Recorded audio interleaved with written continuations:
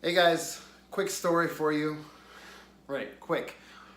Those of you who know me that know that my stories are not really that quick, but hopefully it'll be entertaining enough for you to stay tuned. So, I'm headed to high school one morning. It's about 7:30 and I'm headed down this road called East End Avenue in Chino, California. And it's a little misty and I'm headed down this road. It's a long road that's just one lane in each direction. And houses, I think, on either side, but definitely on my right side there are homes. But I think on the left side there's either homes or just this long gate.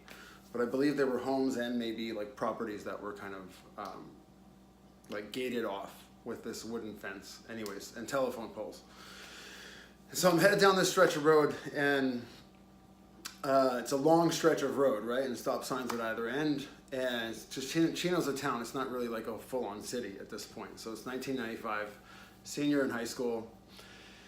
And I looked down to change the radio station a few times, literally 3 seconds max. And when I look up, there's a minivan, no blinker, turning right in front of me. I don't even have enough time to hit the brake. So I'm moving my foot over saying, "Oh God," and boom. And the next thing I remember, I'm coming to and my face feels like it's over here. And there's liquid all over me, and there's steam coming out of the car, and the hood is crumpled in front of the windshield. The windshield is mangled, and there's stuff all over the windshield. And I'm thinking, holy shit, I gotta get out of this car. Like, I've seen movies. This car is about to explode, and I need to get the hell out. And so I try to get out my driver's side door, and it's not opening. It's completely jammed because the car is completely smashed in. This minivan turned right in front of me, and we had a head-on collision at full speed. So I'm starting to panic, and I'm like, oh my God, I gotta get out of here. And so I get my belt off of me finally, because my belt was attached to the door. There was no lap belt, there was only a shoulder harness, and it was attached to the door. It was a 1988 Jetta. And so all I needed to do was open the door, and the belt will open with it. So like now I gotta get out the passenger side door, so I had to reach over, take the belt off, kick that door open, fall out of the car, and I start to run away from the car because I think it's gonna explode. And there's this guy coming out, which is possibly the house that the minivan was trying to turn into. And he's on this Zach Morris kind of cell phone, like cordless phone. And I hear him saying, "I can't believe it, 911 is busy." And so I'm looking at this scene and trying to get away from my car, and it's pandemonium. Like, there's people everywhere. That's probably why 911 was busy. Probably every neighbor on that road was calling 911 at the same time. And in that moment, like, all I could think was, "Oh God, please help." Those were the 4 words that I used. And instantly, somebody showed up and grabbed me from behind, sat me down, and was talking in my right ear the whole time. Telling me he was a witness, telling me that that was his blue truck down the road. I look down the road, there's no blue truck. I'm thinking to myself, what?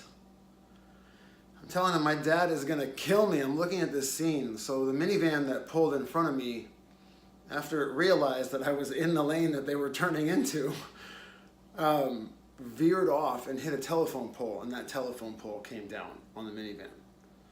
So it was a bad scene.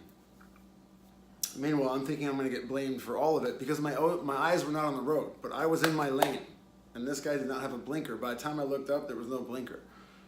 I didn't see a blinker. I had seen the minivan coming, and there was no blinker on it. Anyways, unimportant. But I thought that I was gonna get the blame. So I'm thinking, I need this guy as a witness. And so he says, "Don't worry, everything will be fine, don't worry."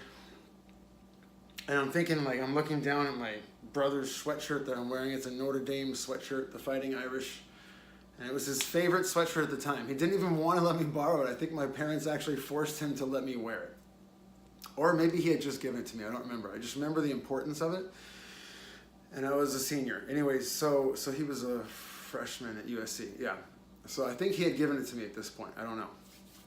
Anyways, I look down and I see blood over it, and all over it, and I think, like, oh my God, it's gonna be such a disappointing thing. Like, my brother's gonna hate me, his sweatshirt's ruined. That's right, it was his sweatshirt at the time. Because I remember the ambulance had to cut it open. And then I was really disappointed. Anyways, that's an aside. So, I realize there's blood over my sweatshirt, or my brother's sweatshirt, and then all of a sudden my chest feels really, really heavy. And I'm like, I can't breathe. And he tells me everything's going to be fine, everything's going to be fine.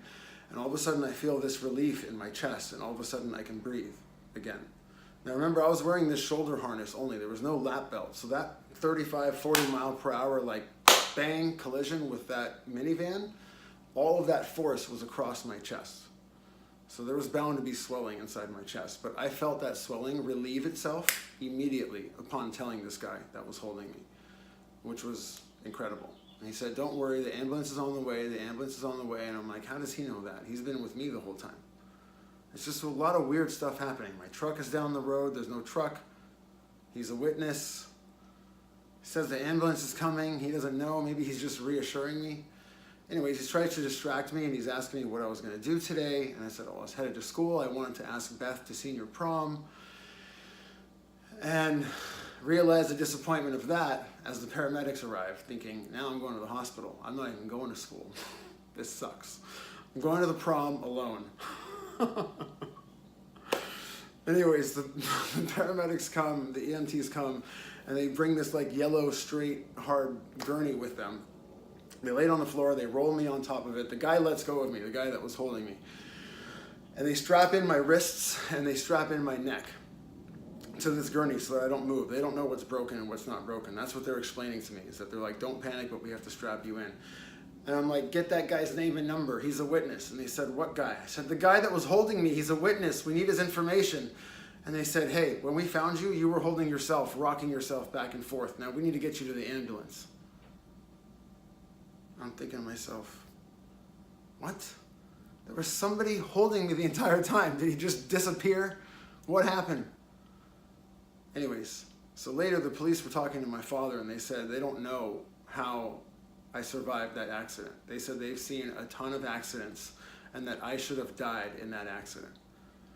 So looking back on that event, this is what I think happened. Right before the collision happened, I said, oh God. Like, that was where my first thought was. Oh God. Whether it was an expression or a belief, I don't know.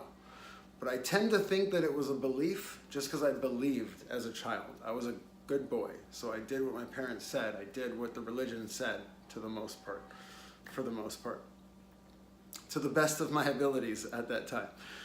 But I was technically a little angel boy. Like, I was just a nice boy, meaning I followed instruction for the most part. So I did have a faith in God. I prayed. We went to church once a week, but I did have a faith. There was a faith there. There was a seed there for sure. So that was the only thing that I believed. I believed that to be the truth. I just didn't have any proof of it. So in that moment, I said, oh God. And I think something shielded my car. I think. And shielded me. Because there were barely scrapes and scratches on me. Nothing was broken, even though my face felt like it was over here to the side. The internal swelling disappears upon telling this guy that's holding me that's an invisible guy. I mean, something was going on.